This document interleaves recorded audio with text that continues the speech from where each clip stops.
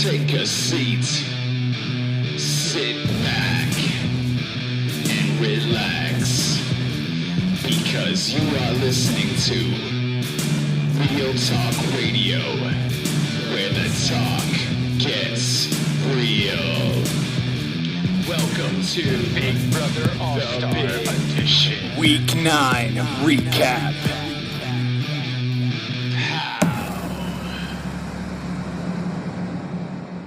Welcome everybody to Real Talk Radio. This is your boy Justin JLB. It is Big Brother Talk time again as we are on week 9.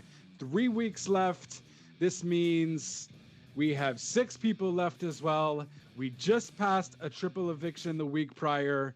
And this week it was exciting enough to say the least, I guess. We will get to it. I am joined, of course, by my BB fanatics. Here with me, Cece. How goes it? Hey, it goes well. How are you? Good. Can't complain. You know, same old. It's weird. We keep saying the same thing every week, but I mean, still, you never know. Things can certainly change. We also got BB fanatic as well. Stephanie, how it goes? Well, I'm happy to be back and discuss the season that's coming to a quick end here. We're almost at the finish line. I think we have less than a month. Yeah, 3 weeks left. Well, yeah. 3 weeks left. That's it. October 28th, just before Halloween. It's done. So we're getting there, certainly. Most important question, how's Brady doing?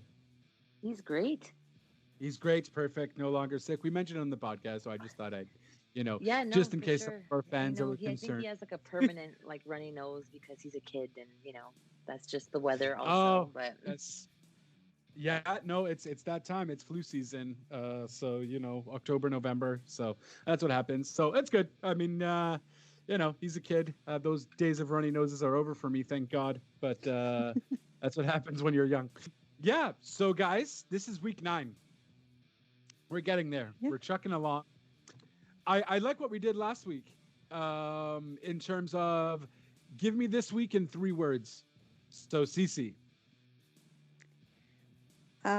Finally some strategy. So strategy, bromance, and I don't know, a little bit of excitement. Strategy, bromance, and excitement. I like it. Steph? I would have to say strategy also, game, a lot of game, which is finally, we've been waiting for this for weeks for good game. And just, I think, what could be the third word? I don't even know. I just think I'm liking how everyone's being very thoughtful right now. So all my words kind of relate to the same thing, but it's just, I'm liking all of the thoughts and the scheming. There you go. That's going to be my word. Scheming. There we go. There you go.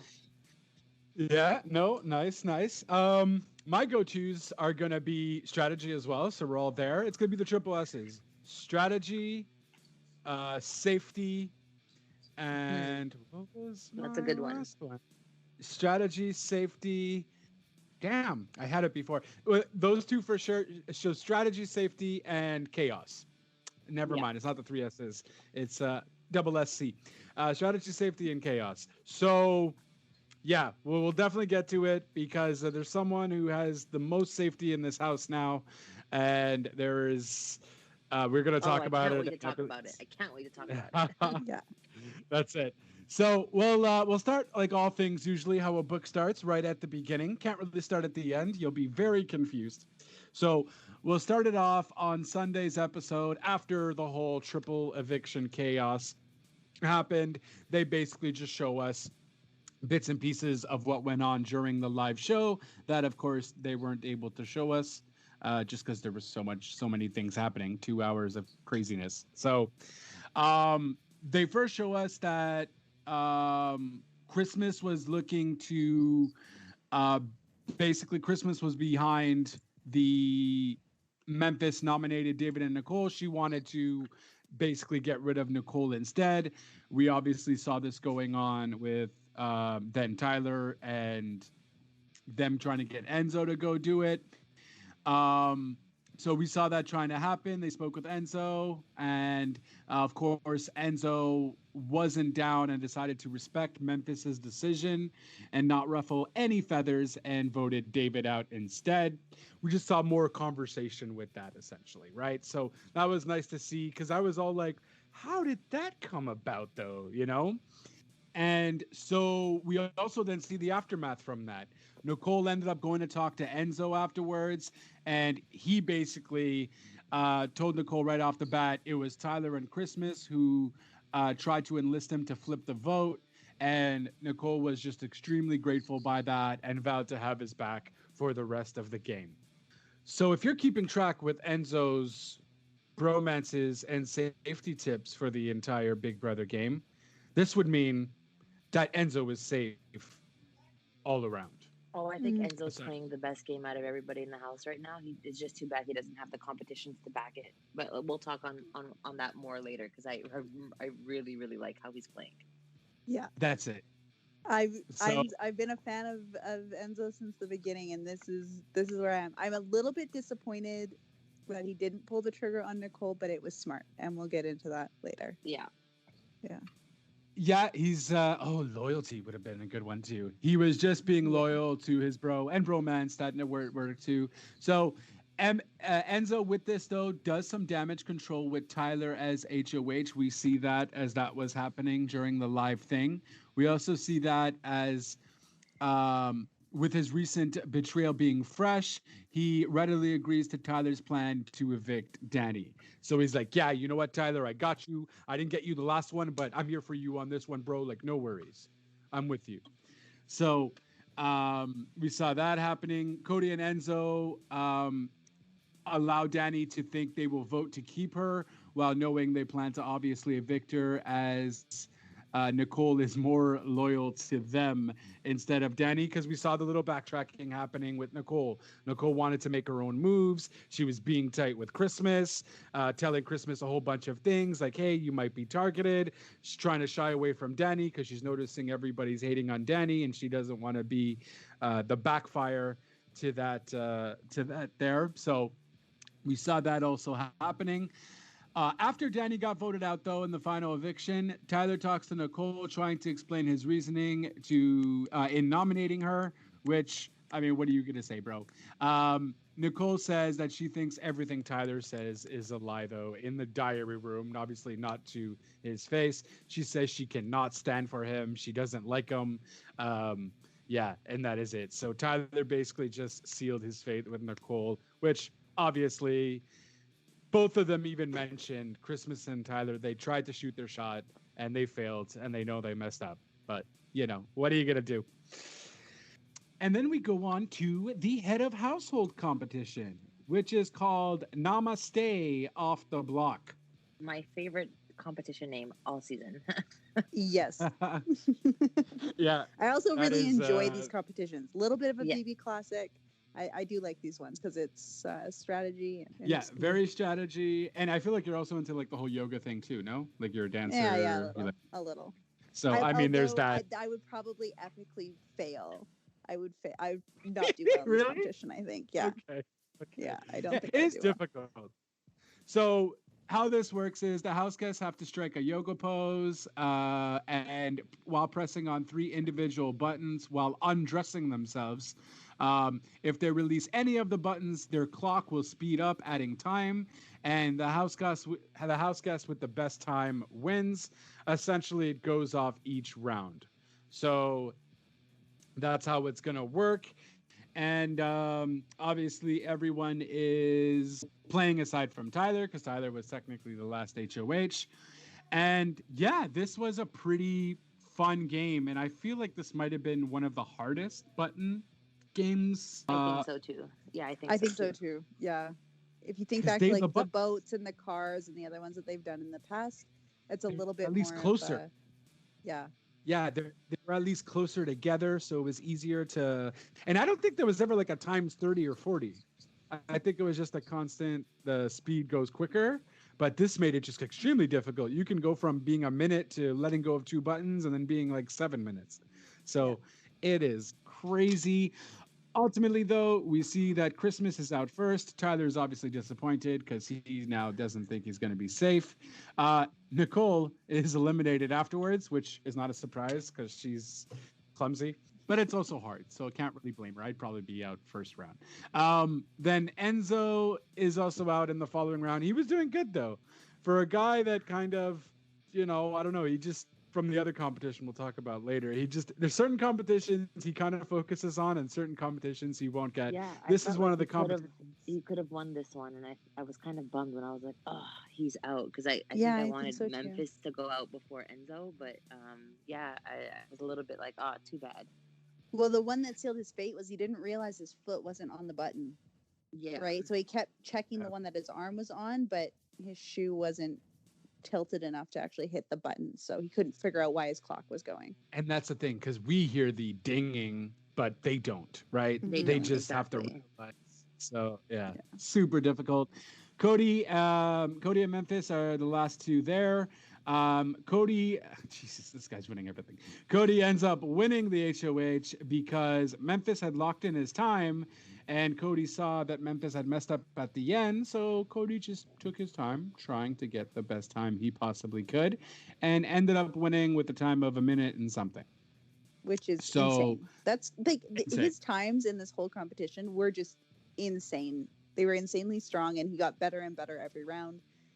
It was an impressive performance. Yeah, very impressive. He really puts the motto of practice makes perfect like to the test. We saw this even like back in the cupcake time when he faced like everybody for the cupcake thing. This guy's just I feel like he might have the most wins in competitions in Big Brother history. Don't quote me on that. If but this keeps won going, I don't think you're wrong. If this keeps going, Yeah. I think he will. I think he's at 3-3 right now for this season. Oh yeah, 3 I thought it was HOHs and 3 vetoes. Yeah. Okay. Yeah, no, fair enough. If he keeps going, then yeah, for sure. He's definitely going to be up there with the bests. And then, so Enzo, guys, we talked about it. He's in a safe spot. We see that he's feeling very safe considering his final 2 deal with Cody. That is obviously still happening. He has a final 3, both with Cody and Memphis. Obviously, Enzo, Memphis, and Christmas is a final 3.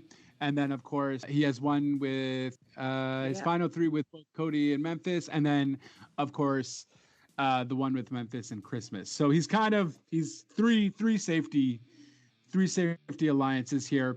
And also, obviously, now earning Nicole's gratitude. So, he's kind of sitting pretty. And see, that's where honesty gets you, though. Just a chill out dude is just honest with everyone, says it like it is. And, and usually that doesn't work in a game like Big Brother. But Enzo's just so nonchalant with it that it works out perfectly. We also see that Cody thinks nominating Tyler, and Chris is thinking about nominating Tyler and Christmas for the nominations, and is thinking of possibly Christmas being his primary target, and because it could just earn him goodwill with Tyler.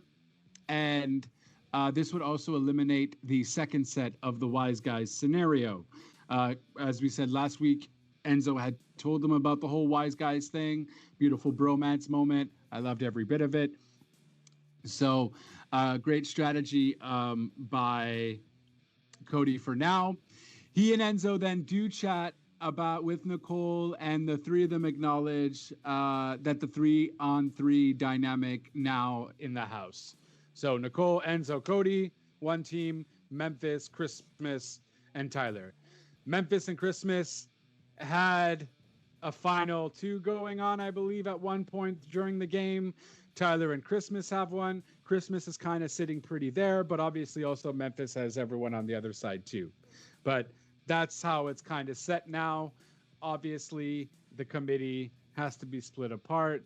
And that's kind of where I thought it was going to go, aside from maybe Tyler being on the other side from the beginning.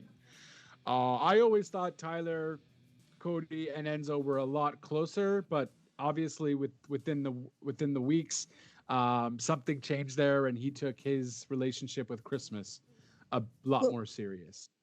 Yeah, and so Tyler made that more serious, but I think the triple eviction just kind of made Enzo go, yeah, no, whatever. Like it just kind of, and he mentioned it a couple times of being like, well, this just showed me that they're tighter than he ever was with me. Yeah. Right. Yeah. So this triple eviction did something, and which I guess needed to be done. I wish a triple eviction would have been done earlier, so we could have seen this split happen earlier too. Yeah. It would I have do made for more wonder if the entertainment. triple eviction was earlier, like if the committee wouldn't have made it as far as they did. Like I'm thinking like That's it. Devon's week, if we had a double or like 2 weeks of back-to-back doubles even, maybe we would have Mhm. seen a shake up a little bit earlier in the season, but at least it Yeah. happened now. That's it. So at least it happened. Better late than never, I guess. Tyler talks to Cody and is willing to try anything to keep himself safe. And he's basically throwing Christmas under the bus, saying that it was all like Christmas's idea. And, you know, Cody's just telling Tyler what he wants him to hear. He's like, listen, he needs Tyler to trust him since he's so good at competitions. And he's just telling him what he wants to hear, essentially, just using that little strategic move there. Because Tyler's also another compy. So we mentioned Cody was great, but Tyler, man, power of veto king as well. I think he's won about 4 and 2 HOHs, if I'm not mistaken. Yeah. So Tyler Sounds right. is, you know, Cody's definitely, he has every right. If Cody's smart, we'll see. But if Cody's smart, like maybe getting rid of Tyler would be a better move, just because I don't think you can beat him when it comes down to final 3. What if he wins that first HOH and he goes last, and then it's you and Enzo fighting? You know, like, so we'll get there though. Likewise, Christmas Dunn also talks to Cody. Christmas is placing the blame on Tyler, and basically the quote, the best quote for me when Christmas is talking to Cody.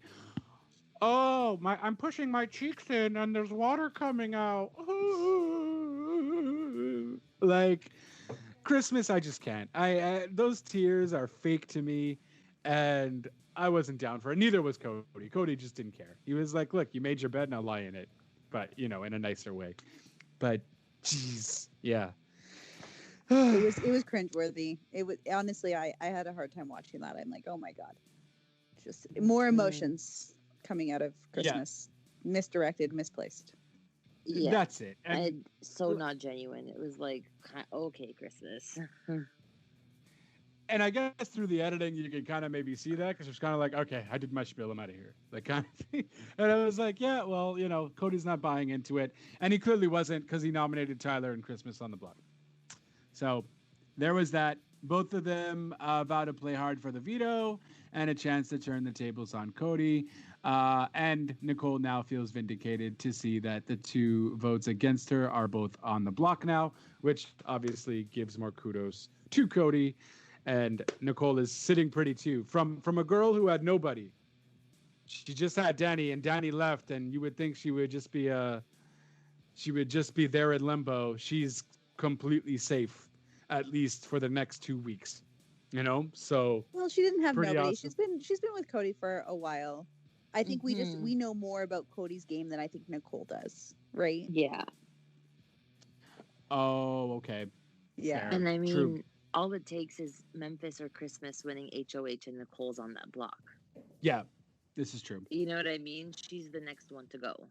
Not if Cody and Enzo have anything to do with Well, it. that's what I'm saying. Exactly. Because like Cody has his alliance with Nicole. Enzo and Nicole don't have an official alliance, but they are right now in a good situationship.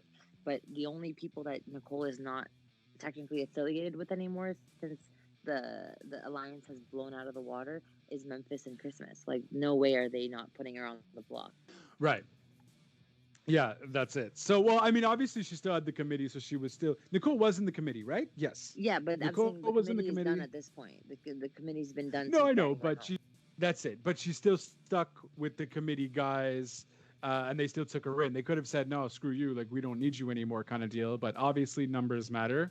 And clearly their relationship was better than what Big Brother showed us, though, from the editing wise. Because we didn't really see a lot between Enzo, Cody, and Nicole. And obviously the whole triple eviction helped that too. But there was clearly a lot more there that Big Brother didn't show us, which is why I also love watching the live feeds. But yeah, I'm just talking too much as I usually do. So next episode, basically Cody is basically wanting his nominations to stay the same, and he's hoping to win obviously the veto. He basically has a final two alliance, like we mentioned, with everyone in the house aside from Christmas. So Nicole is thrilled to see the two of them on the block, as we mentioned. She talks to Cody. She discovers his primary goal for the week is Christmas based on her alliance with Memphis.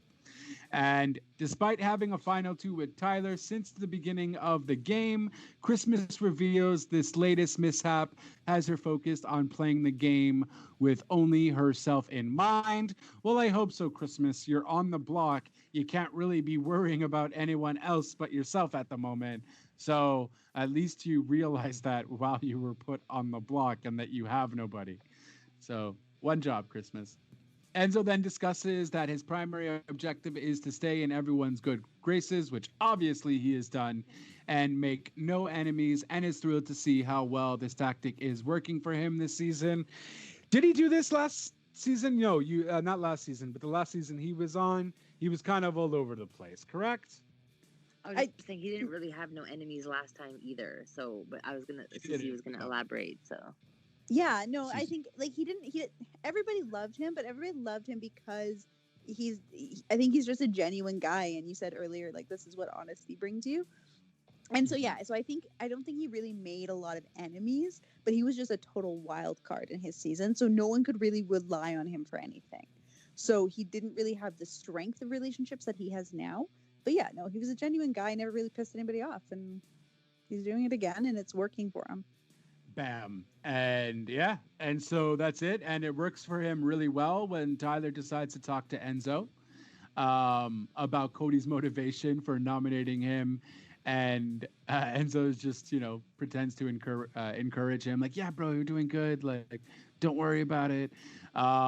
In the diary room, though, he shares that he has no qualms in lying to anyone in order to stay under the radar. Just because, it's final six, baby. You just got to say everything to anybody now. Meanwhile, Christmas does play up her emotions to talk with... Oh, so that technically happens on the second episode. I'm sorry. She talked to Cody a few times. But either way, I want to do it again. I'm squishing my cheeks and water's coming out. Yeah, that's what I was like. It was so extra. So extra. So extra. Like, who does that? Like, you're not 5 years old. Like, Jesus. I like how the editing played up the awkwardness, because I'm sure it was even more awkward than what we saw on TV. I'm sure it was. Sure it was. Cody was like, whoa, like, listen, I might not know what a Jerseyan is, but hot diggity damn, I think I know how to cry and talk to someone in person. Oh, don't even get me started on the Texans. Oh, I thought that was just an animal. Duh. But we can't be so hard on him, because how is he winning these competitions? That's what I'm like, saying. seriously. I love Cody, but like he's like almost like, oh, you're so dumb, but like you're such a great competitor. Yeah, it's almost adorable. It's almost the intelligence is just adorable. Yeah. No, you cannot give him a pass. The guy's dumb as a doorknob, okay? Oh, whatever. Knowledge is power. He doesn't know. Sure. Cool story. He's great. They should not be compared. He's great. He's awesome in competitions. As a competitor, amazing. Would I want him to take the SATs for me? No. I'd rather a 5-year-old take the SATs for me, okay? Like...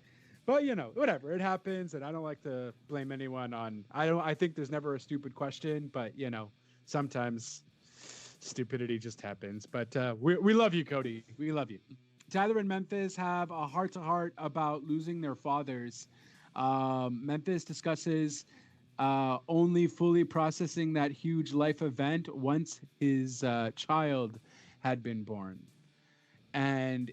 he had never... I think he mentioned that his father had passed when he was 14 or 15, like when he was really young. Yeah, he and was so, younger. Mm-hmm. And yeah, so that was a nice heart-to-heart. Tyler discussed how his father's love of Big Brother actually motivated him to want to play the game. and has now become a way to continue feeling connected to his father in that regard. So, nice conversation between the two. It's a weird thing to have in common, but I'm glad to see that they can console in each other in that regard.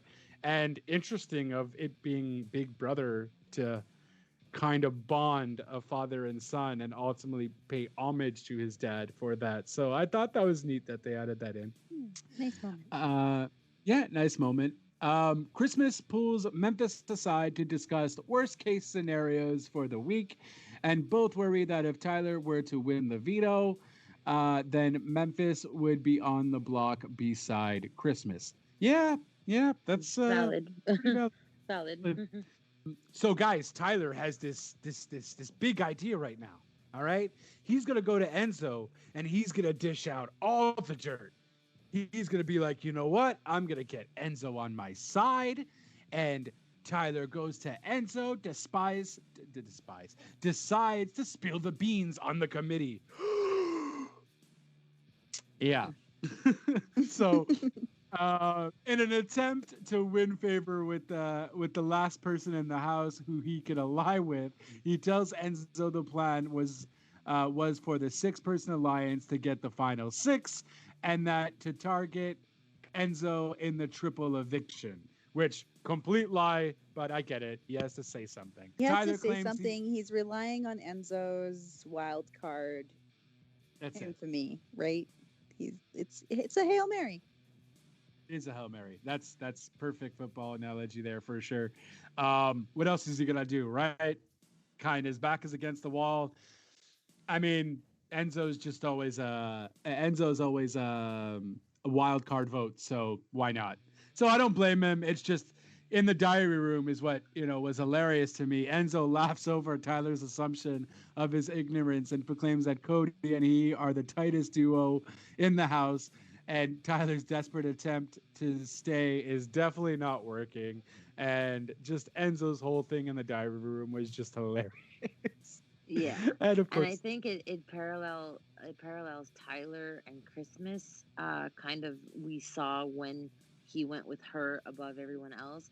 I think while he was becoming really close with Christmas, he totally missed how close Enzo is with Memphis and Cody. Totally missed that. Yeah. He did. He was assuming that Enzo really didn't know, but like he should have known better that at this point in the game, what else are people talking to Enzo about? Like, because I mean, the thing is though, Enzo is very convincing to act like he doesn't know anything because, when you don't know stuff about bidets, you don't lock bathroom doors, you and Cody are just having these random stupid conversations. You have this bromance thing, but it's like really like, not so brainy conversations. And he's just kind of a goofball, right? He's just joking. He's laughing it up with everybody. I think people in the house just generally thought that the guy is just like a floater and is literally just having a good time, and that's it. Because go ahead. Yeah, so this is one of the things that has always impressed me with Enzo, and I think that the diary room sequence after his conversation with Tyler kind of highlighted that a little bit. That he does have strategy and he is thinking, and the way he's playing is intentional. And I think as long as you're playing with intention, it's good game. But he's really good at being out in the open, just kind of this awesome person and this goofball. But they miss the strategy, and he's so quick and efficient with those strategy conversations. I think that they can be easily overlooked. Just like, Steph said, right? Tyler missed it, but I don't think it was ever open enough for him to have missed it by ignorance. It's just he wasn't paying attention at the right times. So like anything I think even though so friendly with everybody, Tyler is a vet at this point, and he should have picked up on, like, even though he's a nice guy and everybody's friends with him, you can't assume that people are this friendly and not have a deal at this or point not of the be game. considered safe at least, or something. Yeah. Like, why is this guy so goofy? Why isn't he like more serious? Does he feel safe? What is he in? Well, they kind of knew about the alliance, and maybe that everyone generally felt safe for like the longest time. It's just I don't know. I feel Enzo is more Enzo is more go with the flow than strategy though. I really do. I think his go with the flow is his strategy, and it just works for I him. agree. I agree. Mhm. But I just think at this point, if you think, you have to think as a game point, if you've gotten this far, you have to think, okay, who is he aligned with to make it this far? Like he can't possibly think Enzo's made it to final six without having any, because he doesn't know that Enzo's in any alliances. Like he doesn't even think, like obviously we don't know because we don't see full Big Brother editing, but everyone that's gotten to final six is in multiple alliances. So for him to just kindly didn't like not think that Enzo is aligned with anybody, I think is just a huge misstep on Tyler's part. I agree, Mm. 100%. Yeah. Even if you didn't think it was your guys that were aligned with him, that conversation should have happened in your head. Be like, but who is Enzo's go-to guys? You know, like it's Cody because they're always together. It should Yeah. it should Well, have been here's- obvious. I don't know. That's just what I A think. lot of people from the house guests that have left though, a lot of people seem to think that Nicole was the common denominator from a lot of people. You had it's like just going from the yellers when you had the wall yellers coming, right? They're always like Nicole and Cody are fooling everybody. Nicole this, Nicole that, Nicole, you know what I mean? So you can't just completely think that all the house guests are just gonna have that erased out of your head either, you know. Oh guys, come back in the house, get out of the backyard kind of thing. And yeah, so it's also hard because Enzo's he's just good. It's good playing skills. It's just a very nonchalant, relaxed playing way, which works for him perfectly. So can't really complain. What I can complain about is Enzo's playing ability in our next Power of Veto competition is the Snapshot Shuffle. And the house guests have to arrange a series of photographs of former house guests into chronological order. The fastest to do so correctly will win the Power of Veto. The house guests find the competition to be particularly difficult, and it frazzles a few of them. Hence why I mentioned Enzo. Really hard competition. You have a bunch of house guests or evicted house guests who are in baseball games. They're holding drinks. They're having hot dogs, and you have to place them in chronological order based on the game or time frames of where they were in the game. Now, what I found very interesting is Big Brother, I guess, really gave them no indication of what to look for, obviously. And I was just like, oh man, to be fair, I don't think I could have done it in a really good time, or even I probably would have been an Enzo, because Enzo got the max amount of time of 25 minutes. I hope I would have finally realized, oh wait, there's a little bit left of the beer in this one, so this has to go later and so on. But if I don't know what I'm looking for and I have a time frame, I am gonna spaz out. Yeah. Completely. I felt so bad because it just kept getting worse. Because like he started out, he only had 3 wrong. Well, and that's it, and you don't know, right? We see the X's, but obviously he doesn't, because it's not like, bro, what do you mean? Well, and the problem is he panicked, and just like me, if I have a clock or something, and I have to do something in a certain amount of time, I can't. I'll frazzle. You cannot rush me. Screw off, kind of thing, you know. So I think Enzo's kind of the same way, and he panicked because he went after the buzzer like every time he just switched one photo. Like, bro, concentrate, look. But that's what happens when you're pushed for time. You panic. You're not thinking straight, and voila. That's what happens. Nicole, though, did amazing. Not amazing, but she did really good. She was at like 7 minutes.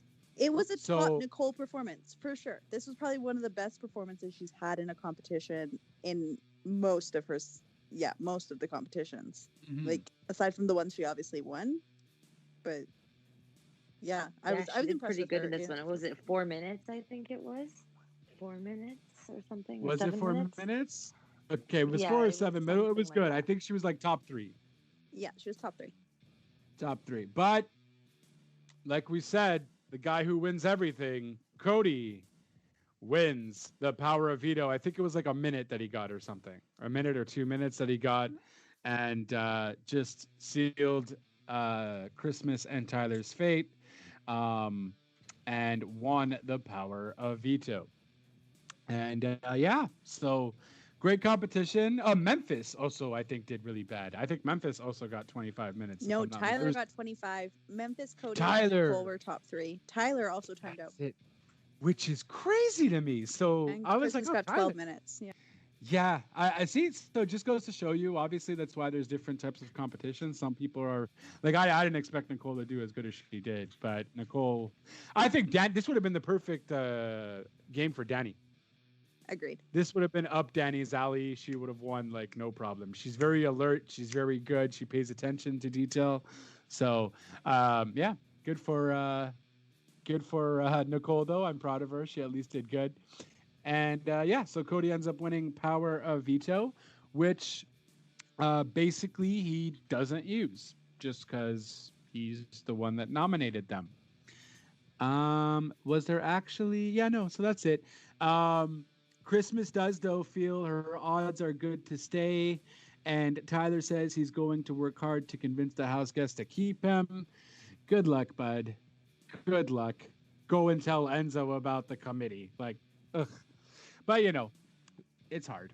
After the veto meeting, Cody is starting to think that Tyler, though, should be the one to go home. And Enzo and Nicole do agree with him. Enzo thinks that Christmas is acting still, though, a little too carefree. So maybe Christmas was convinced that her crying and her cheek feeling with the water coming out actually, you know, did something for Cody. But either way, what did we see as to why Christmas thought she was so good? No, huh? Not really. I think she was just like, honestly, I think she was just trying to save face a little bit about some previous reactions. Like, just be like, it's a game. I gotta not take it personally, right? Because she's made that such a brand, like, about taking it personal versus game. So I think this was a little bit of overcompensation, in my opinion, of her just like trying to separate game. Like, you know, it's just a decision that was made. I also think that she thinks Tyler dug himself a hole. I think she thinks he's made enough mistakes over the season that she didn't have to worry. Yeah, that's fair. Fair. Okay. But clearly, yeah, that's valid, but clearly still misguided. Still, you know, still misguided for sure. And then so with that, Tyler asks Memphis who he'll vote for, and Memphis just tells him straight, you. Like, that's the cool thing about Memphis, though. He'll just tell you straight up. Even when David, I think, went to him like a few weeks back, or was it David? I think it was David. Yeah, David went to him a few weeks back, and he's like, listen, as how it is now, I'd probably vote you out. You know? So Tyler was just like, listen, yeah, okay. You know, I get it. That's why I asked you. You kind of just are straight up like that. And Memphis is like, yeah, like, no F's given. I'm not here to give you any empathy. I'm here to just tell you straight up. Yeah. I would be scared of him if I was in the house too, though. This guy has just such straight up answers that can be very condescending and come off very rude, that I think you were a total dick, that like I would just be like, okay, not scared, but just I don't want to deal with you. Like, you're so in your ways kind of deal. Like, you think you're the king of all hills sort of deal. Memphis. But Cody knows he can't trust Memphis fully, as he does know about Memphis's other alliances. So I think Christmas was actually talking to Cody. And do you guys remember that conversation? I just don't remember who Cody was in the HOH room with. I thought it was Enzo. Was it Enzo? Okay, I'm so like... maybe. Yeah, because they're talking about how we've got the two wise guys set up, and then because they were analyzing Memphis's game, and they were kind of realizing that Memphis is very secure, right? So Enzo and Cody know that they're in a pretty secure spot. They realize that Memphis is kind of in the same situation, and the only way to really address this is to get rid of Christmas. Right. Okay. Yeah. Because then essentially Memphis will be screwed and have nothing, because Christmas is only his guiding light. So maybe get rid of Christmas, because then Memphis will legit have nobody. because me and you got each other, bud. Me and you got each Yeah. other. Yeah, And I that's watched hard. the Yeah, episode today too, so I was telling Lance, I was like, it's a hard decision who goes, Tyler or Christmas, because they both have their, you want Tyler out now because you have the chance and he's such a great competitor. But at the same time, it's like for the numbers, Christmas is better because Tyler doesn't have any really solid alliances with anybody else at this point. Like everyone's kind of turning their back on Tyler. But meanwhile, Christmas is a number for Memphis, and then Memphis is well protected if Christmas stays and Tyler goes. So it was like, I was telling Lance, I'm like, it's really a toss up. It could go either way. Mm-hmm. That's it. Strategy wise, I mean, I think I knew Tyler was going, but I think strategy wise, it was so worth it to look at the other end too, because you're like, yeah, it like benefits on both ends. Yeah. So I mean, honestly, it's just it would make a little bit more sense because Christmas sucks at this doesn't suck at comps, but she's also lets her emotions get the best of her too. But Memphis is and it's hard because Memphis is good at comps, so Memphis will keep Christmas safe, like you guys were saying. And Tyler's a beast at comps. Tyler could just win it for himself. It's hard, but they ultimately just have to pick the worst of each the worst of the poison, essentially. So we shall see with the live eviction. Before we do get to that, though, we get to look at the jury house.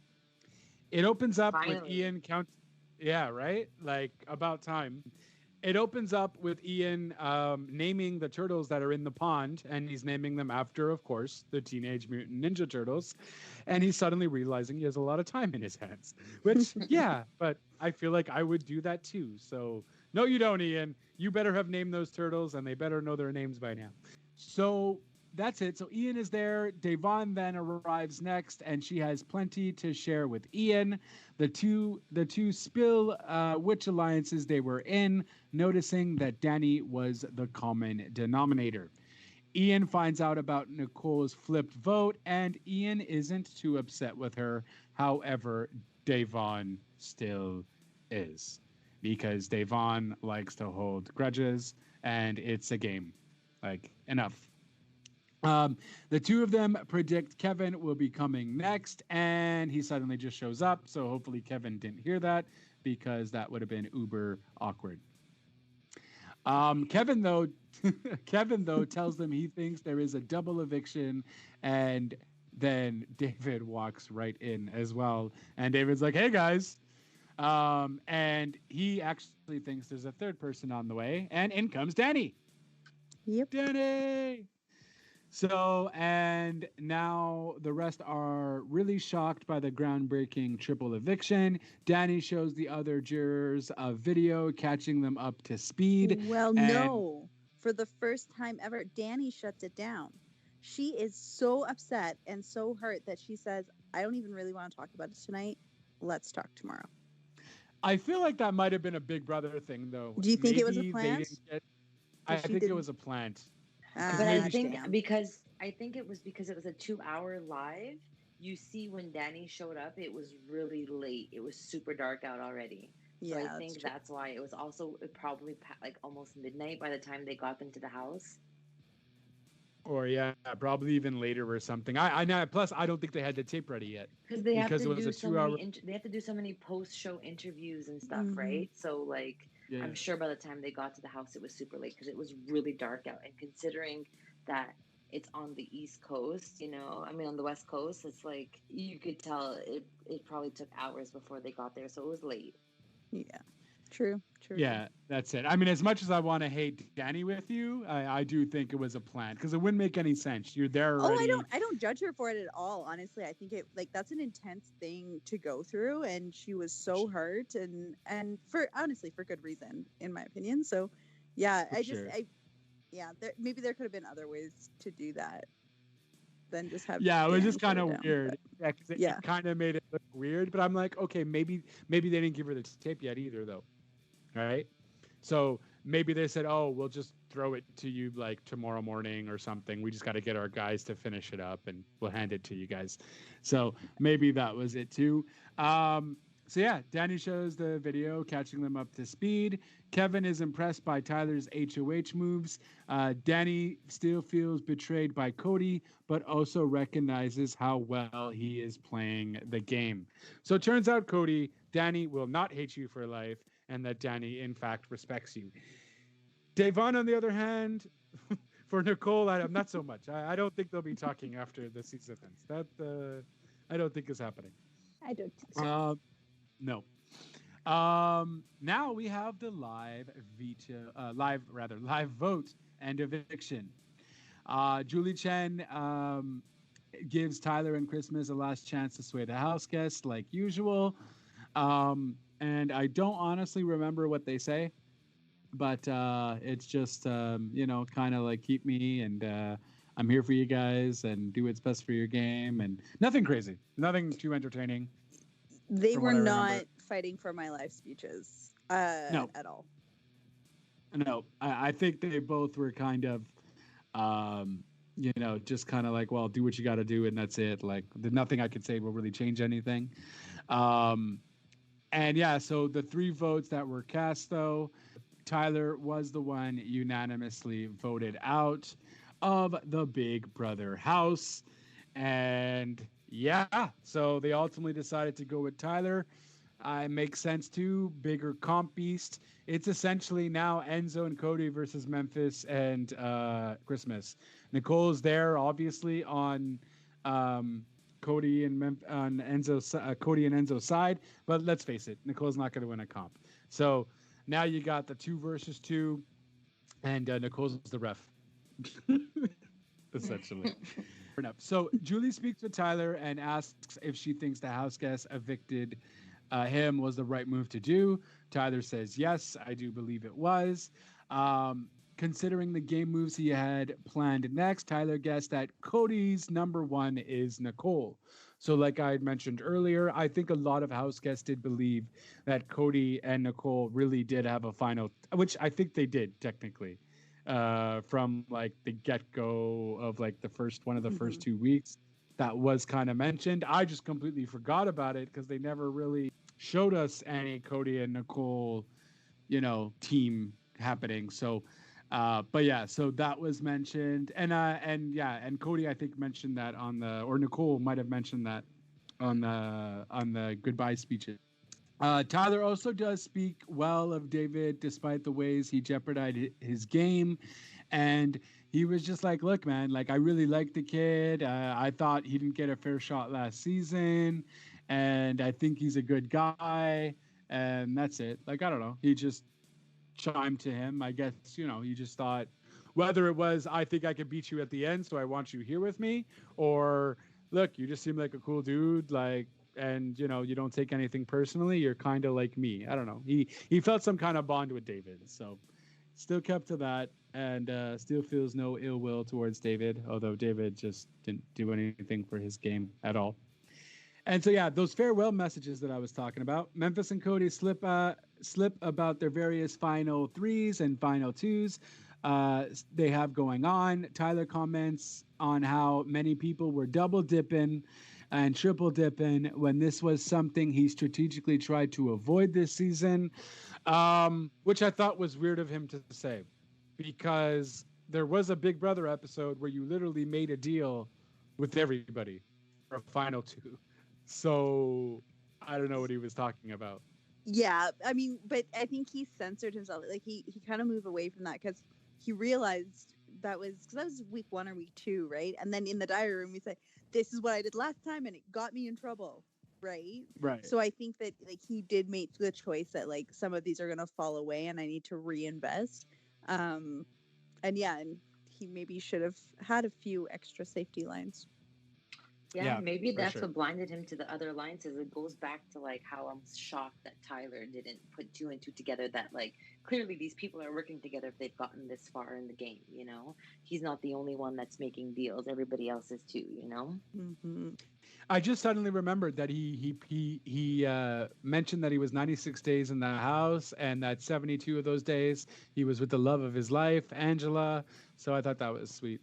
That's what I just kind of remembered from this speech. I'm like, oh yes, Yeah, no, that's it. I mean, ultimately, maybe he should have done what he did last season, though, or the season prior, because it really worked well for him. He felt too comfortable in the committee alliance, essentially.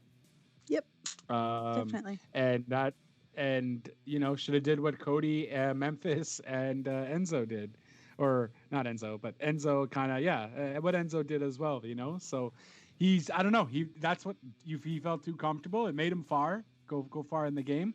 But honestly, if you didn't win those competitions, you definitely would have gone a lot sooner. So you definitely protected yourself for sure.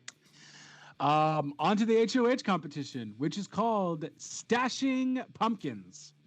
The final 5 house guests have to transport individual pumpkin-looking balls from one basket to another at the end of a seesaw, which they basically have to balance on. And if the pumpkin falls out of the seesaw basket, they have to begin again, which sounds super freaking hard. And I would just quit right on the spot. Oh, jeez. Nicole And might even be really the good clips at we this game, see, though. it does not look easy. Holy smokes! There's like no weight to the balls that they're carrying. There's no No, weight to that's them. it. That's it. And it's not like it's a ball, right? It's not like there's something gating the ending of that place where you put the pumpkins so they don't fall. It's a flat surface. So quite literally, you're going to go balance on that seesaw. You're going to randomly take one step too far, and then boop, there goes your balls, and they fall, and then you have to start again. Oh, I would be dropping F-bombs every left, right, and center. And yeah, it wouldn't be a good time. Wouldn't be a good time. I would not be stashing pumpkins. I'd be throwing them at Julie Chen's TV screen that is there when she's talking to us. Start playing dodgeball with the other the, contestants. the strategy for the game is just to go with your big pumpkins first, because once you have the bigger ones in, it makes it easier to place the smaller ones after. And then the more you get on, the easier it gets to maintain, right? So, like, you got to be smart with this one. It's not an easy comp, but it's an easy strategy. Yeah. Easier said than done, though. I feel No, like I think that I do seesaw great with is. this. Yeah. I think it's about patience. So like Steph's right. Like you have to go in the right order. This one for like endurance competitions, I think this is one of the most strategically required endurance competitions. Usually endurance is like will, just like sheer willpower, where this one you need a lot of combination. You need some strategy, understanding like the weight of the balls, like Steph was saying. How do you manage the weight distribution like as you're walking across? There's more strategy here. So it's just patience. Oh my God, guys. I just realized what we have to do is we have to take a bunch of Big Brother games and we have to remake them. And we'll be competing against each other. I am super down for this. There's so many though that we couldn't do without a production team of our own, but No, well, I mean, the more simpler ones, the ones where we just need like balls or like, I don't know, try to find like, I don't know. We'll do obviously the more simple ones and not have to build something. Unless we randomly know a carpenter or something, maybe we can like swing something over. But no, so I'm saying this. I just got a great business idea though. You know how they have all these like rage rooms and stuff? Like we could open a spot that literally is like come have fun and play Big Brother comps. With your But then we'd get sued by CBS. No, but I mean, we wouldn't call them Big Brother comps, but it's like essentially the real people would know. It's like going to like an escape room, right? Right. It's like team building activities with your friends. Like, snap! I randomly have a name. Variety time. No, that might not be good.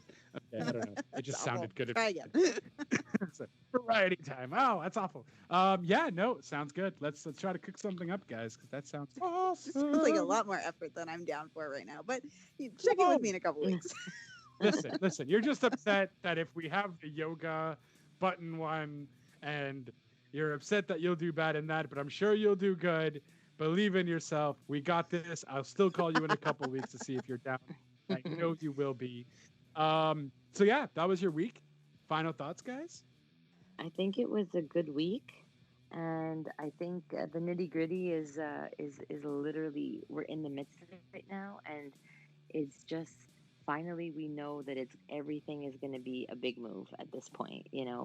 I think that the only way, I mean, I'm biased because I'm not really a fan of Christmas in Memphis. I've made this known now for a few weeks, but in my hopes are Nicole, Cody, and Enzo win.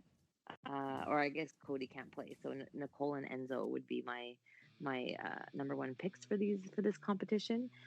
Just because I want to see Memphis and Christmas on the block. Yeah, I mean, same here. Yeah. I want to see Memphis and Christmas on the block. I think what I'm finding I don't think that's most happening though. Yeah, I don't know. But what I'm Nicole finding winning, Enzo winning. Yeesh. I mean, I'd like to think so, but you're probably right.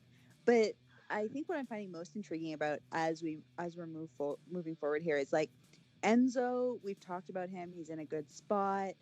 He'll lose it in the final speeches. I think he would really need to prep for that, and I just don't see him putting that effort in.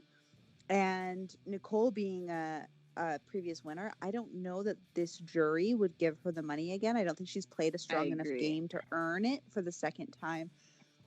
So honestly, if it ends up being, Enzo, Cody, and Nicole in the end, it's Cody's game to lose by far. So the only way to really kind of keep it interesting all the way to the end would be to keep having Memphis and Christmas in the conversation, in the dynamic there. But yeah, also same with Steph. Like I'm not a fan of either of them, so that's who I want to see up on the block. But it also just spells for Cody. It's Cody's game to lose at this point. It's also interesting that you say that because I was thinking today too. I'm like, okay, I'd really like to see Cody and Enzo in the final two, but I think ultimately maybe the jury would vote Enzo because they're a good guy, but I feel like Cody would win just because of he has these comp wins. Cody would win for sure. Yeah, Cody would win for sure. So I think Cody against although anybody Enzo is so well positioned, I mean, like, in my head, it's like, okay, Cody, Enzo, final two, and Cody's taking the cake, But then also, you never know what can happen because these comps mean everything. Like veto is like most important, like the week before the final three. It's really interesting because the HOH really has no power in the last 2 weeks.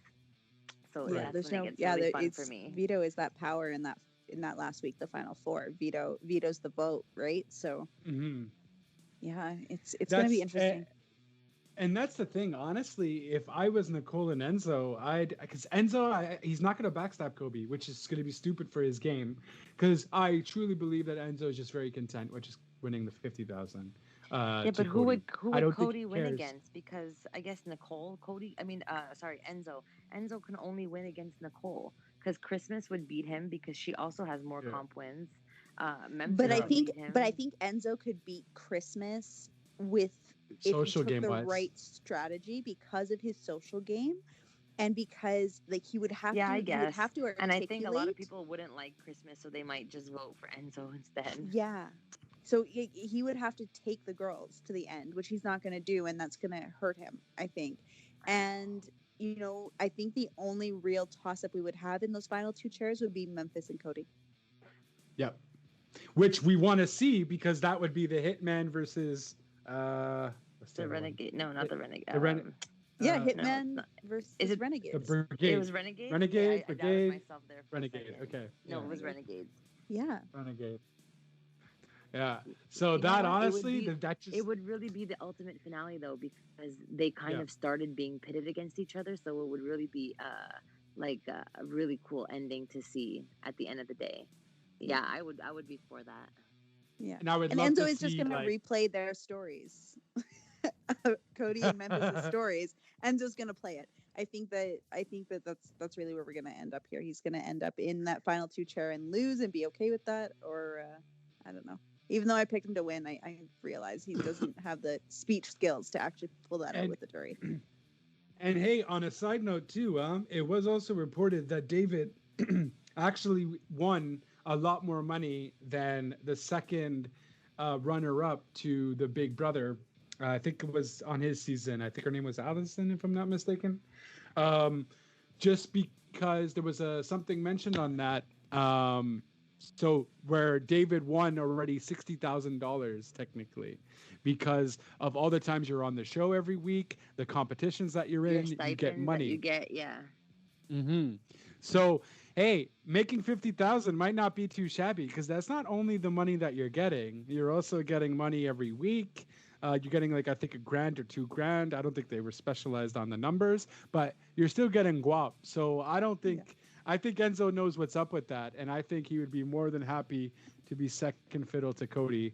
But I just don't think he's going to be. I think he's really there just for Cody to be on the bromance with Cody in final two, and that's it. But honestly, if he does want it, he has to take one of the ladies to final two with him for sure. Yeah. Perfect. So yeah, with that, we'll find out who wins the pumpkin stashing there, and yeah, it should be a good time. I guess to make it interesting, we would have to see Memphis or Christmas winning this, just so a little bit of entertainment going on. Because guys, I mean, although we had the triple eviction and then the whole Davon and Christmas fight, there wasn't anything really else that was crazy. And maybe David's 10K. Aside from that, this was a very boring season. It's been low on the drama. It's been a drama-less season. Yeah. Yeah. Well, I mean, drama-less. I read an interesting article of Julie Chen being interviewed on the Outside the House after eviction yesterday. Oh. And her personal opinion was she wished that the other half of the house would have at least had some shift of power, because she's like, we've never seen an alliance be in power almost like literally the whole season. And so she just wishes as a fan that like we all did also, that there would have been more of a power shift throughout the weeks. Yeah, and I think that was on BB Rewind. I don't know if you guys watched the rewinds with Keisha Shaw. Man, I gotta start watching them, because holy hell. Oh, do you know what I really miss? They used to do this thing called Off the Block with the celebrity Big Brother winners. What's her name? The short girl and Ross Matthews. They used to have these little 30-minute off the block episodes where they touched on really cool things and had a special guest, and they had the evicted house guests come on too, and they did it for like 2 seasons, and I'm so sad that they didn't bring it back this year, but I guess because of COVID they couldn't, but they could have easily done this online. It would have still been fun. They had such great personalities, and I used to love watching this every Friday on Facebook. Yeah, me too. Yeah. I wasn't a fan of Ross. I thought he was just overly eccentric and a tad bit annoying. I did like when Gary did his though for Big Brother Canada. I thought that was nice, and that was pretty entertaining too. But yeah, no, I like these little shows because at least they give us more inside scoops and stuff like that. And hopefully one day we become big enough and we could maybe get some of these guys in there to interview. That'd be pretty awesome. I mean, we probably could if I just put a little bit more effort into it. To be fair. Yeah. So with that though, yeah. So we'll see what. Essentially, I agree with you guys though. We'll see what happens, but I do think, yeah, and Memphis and Christmas have to win it for it to be entertaining. And yeah, that's pretty much how the cookie crumbles. Aside from that, well, I guess we'll go with how they can follow you, Steph. Yeah, my Instagram is at Stephanie's Bakery 514, and I also have. I'm going to pull a little bit of CC this week. I have a charity to advertise. I work at Royal LePage. It's a real estate agency, but we also it's the only agency that has their own foundation and charitable foundation.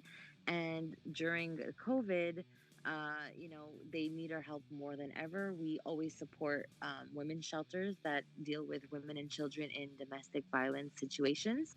And although we can't have any of our events this year, which we always have a few events every year to raise a lot of money, which they always get good amounts. This year with no events, it's hard to get people to raise money. So I will be sharing this on my Facebook page and on my Instagram. So any amounts help, and it's to support women and children in domestic violence situations. Hey, nice. And of course, we will have the links down below as well. Nice. Yeah, cool. I'm liking it, liking the vibes. CC? Well, Race for Ramadan, go to the previous show links because this week we'll leave it for Steph. That sounds like an amazing cause, and Royal LePage has always done great work in their communities. So they're great. They're great with their charities. So hit them up. Nice. Fair enough. Nice. Perfecto. Was there any because September 30th was Never Leave a Kid Behind or Every Child Matters. Was there was there another thing? What do you call them? I don't know their proper terminology. Well, yeah, I mean there's always things. International Day of Everything all the time. But no, so two things kind of happened this month. It's Women's History Month, and and Pink Shirt Month, I think, is for breast cancer as well. So, I could get real political and just say wearing a pink shirt doesn't give mammograms. Planned Parenthood does. Just a reminder. Just a reminder. Yeah, no, that's valid. No, Women's Month. For some reason, I didn't know that. I knew it was the pink for cancer.